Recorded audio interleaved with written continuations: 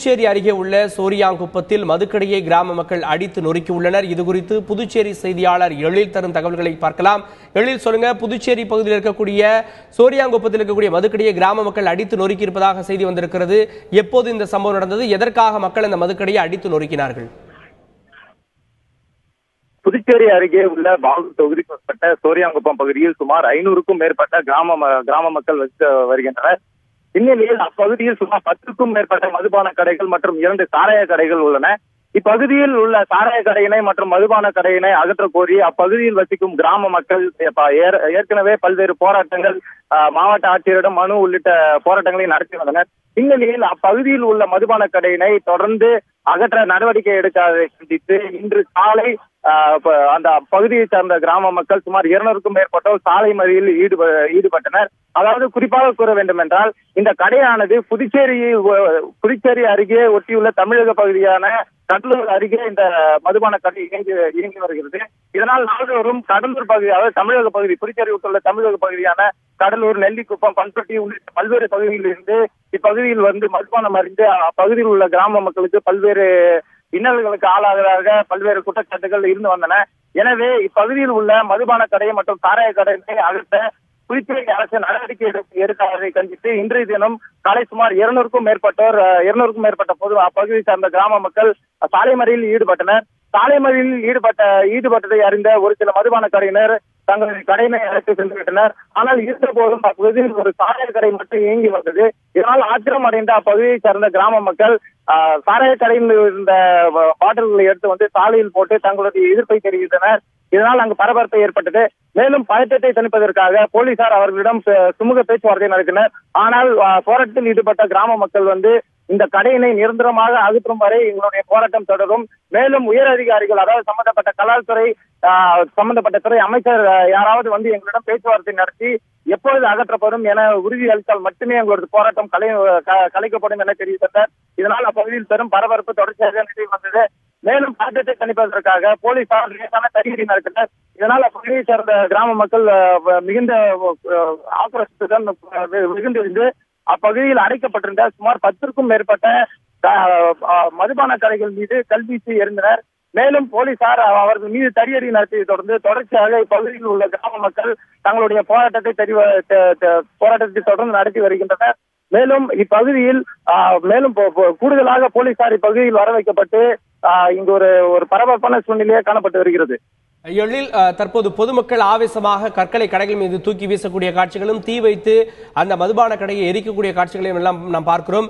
எனவே இந்த பொதுமக்களை தடுப்பதற்காக போலீசார் தடியடி நடத்தியதாக செய்திகள் வருகிறது. அது உண்மையா? முன்பு கூறியது போலவே, அதாவது அந்த மதுபான கடை மற்றும் சாராய கடை எதிர்ப்பு தெரிவித்து போராட்டம் நடத்தி தெரிந்த பின்பும் அங்கு அப்பகுதியில் உள்ள ஒரு சாராய கடை திறந்தது. இதனால் ஆத்திரமடைந்த பொதுமக்கள் அங்கு உள்ளே சென்று அங்கிருந்த மதுபான பாட்டில்களை எடுத்து வந்து சாலையில் வீசி போராட்டம் நடத்தினர். இதனால் ஆத்திரமடைந்த பொதுமக்களை அப்புறப்படுத்தும் பணியில் போலீசார் ஈடுபட்டிருந்தனர். போலீசாருக்கும், அதாவது ஆர்ப்பாட்டக்காரர்களுக்கு இடையே வந்து லேசான வாக்குவாதம் ஏற்பட்டு தள்ளுமுள்ளு ஏற்பட்டது. இதனைத் தொடர்ந்து பாதுகாப்பு பணியில் ஈடுபட்டிருந்த போலீசார் லேசான தடியடி நடத்தி அந்த பகுதி மக்களை கலைக்க முயன்றனர்.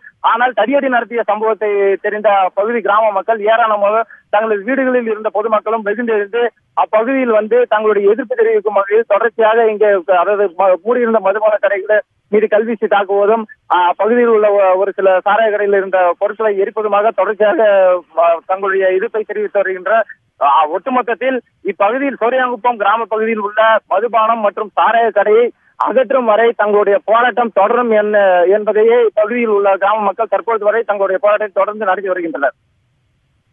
மதுக்கடைகளை அகற்ற வேண்டும் என போராட்டம் நிறைய நடைபெற்று வருகிறது. பொதுமக்கள் நிறைய மதுக்கடைகளை அடித்து நொறுக்கக்கூடிய செய்திகள் எல்லாம் பார்க்கிறோம். அதே போல புதுச்சேரியிலும் இந்த சோரியாங்குப்பத்தை தவிர்த்து பிற பகுதிகளிலும் இந்த மதுக்கடைகளை அகற்ற வேண்டும் என்ற போராட்டங்கள் தொடங்கி இருக்கிறதா?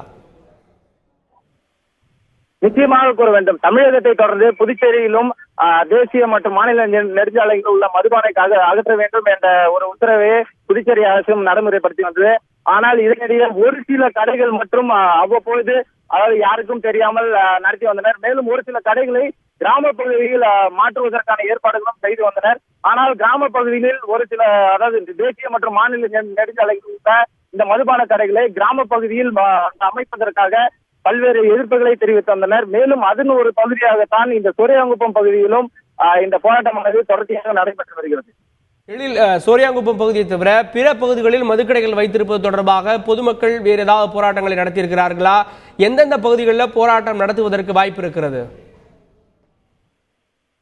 நிச்சயமாக பொதுமக்கள் கிராம பகுதியில் இந்த மதுபான கடைகள் தேசிய மற்றும் மாநில உள்ள மதுபான கடைகளை மாற்றுவதற்காக பொதுமக்கள் தங்களுடைய தொடர்ச்சியான போராட்டங்கள் நடத்தி வருகின்றனர். குறிப்பாக திருபுவனையில் பகுதியில் கடந்த சில தினங்களுக்கு முன்பே ஒரு மதுபான திருபுவனை, அதாவது தேசிய புதுச்சேரியில் இருந்து விழுப்புரம் செல்லும் தேசிய நெடுஞ்சாலையில் உள்ள ஒரு மதுபான கடையினை திருபுவனை அருகே உள்ள ஒரு கிராம பகுதியில் குடியிருப்பு பகுதியில் உள்ள பகுதியில் அந்த மதுபான கடையை மாற்றுவதற்கான நடவடிக்கை எடுத்தனர். ஆனால் அப்பகுதியை சேர்ந்த பொதுமக்கள் அந்த புதிதாக திறக்கப்பட்ட கடையினை பூட்டு போட்டு சாலை மறியலில் ஈடுபட்டு காவல் நிலையத்தை முற்றுகையிட்டு பல்வேறு போராட்டங்களை நடத்தி வந்தனர். அந்த பொதுமக்களின் போராட்டத்தின் காரணமாக அப்பகுதியில் இருந்த கடை அகற்றப்பட்டது. மேலும் புதுச்சேரியில் கிட்டத்தட்ட பல்வேறு கடைகள் அமைப்பதற்கு பொதுவாகவே கிராம பகுதியில் உள்ள மக்கள் எதிர்ப்பு தெரிவித்து வருகின்றனர். இதனால் பார் உரிமையாளர்கள் தங்களுடைய தேசிய மற்றும் மாநில நெடுஞ்சாலையில் இருந்த கடைகளை எங்கு மாற்றுவது என்பதே தெரியாமல் முதலமைச்சரிடமும் தொடர்ந்து மனு அளித்து வருகின்றனர். உச்சநீதிமன்ற உத்தரவின்படி நாங்கள் கிராம பகுதியில் தேசிய நெடுஞ்சாலை மற்றும் மாநில நெடுஞ்சாலையில் இருந்த கடைகளை கிராம பகுதியில் மாற்றுவதற்கு மக்கள் எதிர்ப்பு தெரிவித்து வருகின்றனர். இதற்கு நீங்கள் ஒரு நல்ல முடிவு தெரிவிக்க வேண்டும் என்று புதிய முதல்வரிடமும் தொடர்ச்சியாக அந்த மதுபான கடை உரிமையாளர்கள் முதல்வரை சந்தித்து மனு அளித்து வருகின்றனர். இருந்த போதும் புதுச்சேரியை பொறுத்த வரைக்கும் தமிழகத்தை போலவே தேசிய மற்றும் மாநில நெடுஞ்சாலையில் உள்ள கடைகளை கிராம பகுதிக்கு மாற்றக்கூடாது, அப்பகுதியில் கிராம பகுதியில் எந்த ஒரு மதுபான கடைகளையும் திறக்கக்கூடாது என்பதையும் புதுச்சேரி மக்களும் உறுதியாக உள்ளனர். எழில், இங்க தமிழகத்தை பொறுத்தவரையில அனைத்து அரசியல் கட்சிகளுடைய நிலைப்பாடு, பெரும்பாலான கட்சிகளுடைய நிலைப்பாடு மதுக்கடைகளை அகற்ற வேண்டும் என்பதாக இருக்கிறது. பல போராட்டங்களை அரசியல் கட்சிகளே நடத்தியிருக்கின்றன, இந்த மதுக்கடைகளை முற்றுகையிடக்கூடிய போராட்டங்களை. அங்கு புதுச்சேரியில் இருக்கக்கூடிய அரசியல் கட்சிகளுடைய நிலை என்ன? இந்த மதுக்கடைகளை அகற்றுவது தொடர்பாக அவர்களுடைய நிலைப்பாடு என்னவாக இருக்கிறது? நீங்கள் கூறியது போல தமிழகத்தை பொறுத்தவரை மதுபான கடையை அகற்ற வேண்டும் என்று தமிழக ஒரு சில அரசியல் கட்சிகளின் விருப்பமாக இருக்கலாம். ஆனால் புதுச்சேரியை பொறுத்த வரைக்கும் புதுச்சேரியில் ஒரு முக்கிய வருவாய் என்றால் மதுபானம் மட்டுமே ஒரு முக்கிய வருவாயாக இருக்கிறது.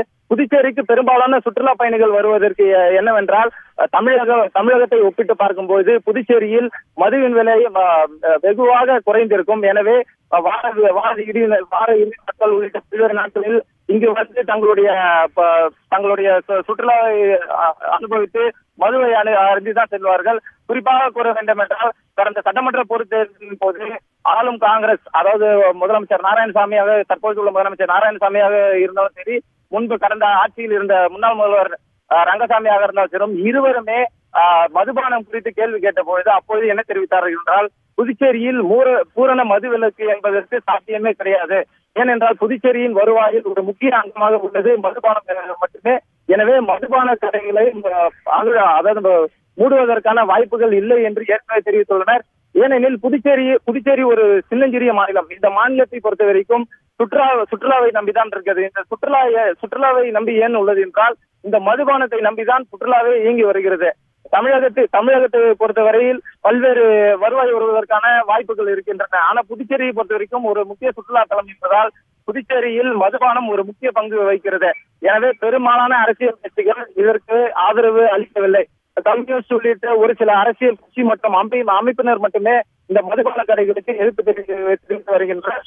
ஆகவே ஆளும் காங்கிரஸ், எதிர்கட்சியான என்ஆர் காங்கிரஸ், அதிமுக உள்ளிட்ட கட்சிகள் நேரடியாக தங்களுடைய எதிர்ப்பை தெரிவிக்கவில்லை என்றாலும் மறைமுகமாக கிராம மக்களுக்கு ஆதரவு தெரிவித்து வருகின்றனர். எழில், தற்போது அங்க புதுச்சேரியில் நடைபெற்று வரக்கூடிய இந்த சட்டமன்ற கூட்டத்தில் இந்த விவகாரம் பெரும் புயலை கிளப்புவதற்கான வாய்ப்பு இருக்கிறதா?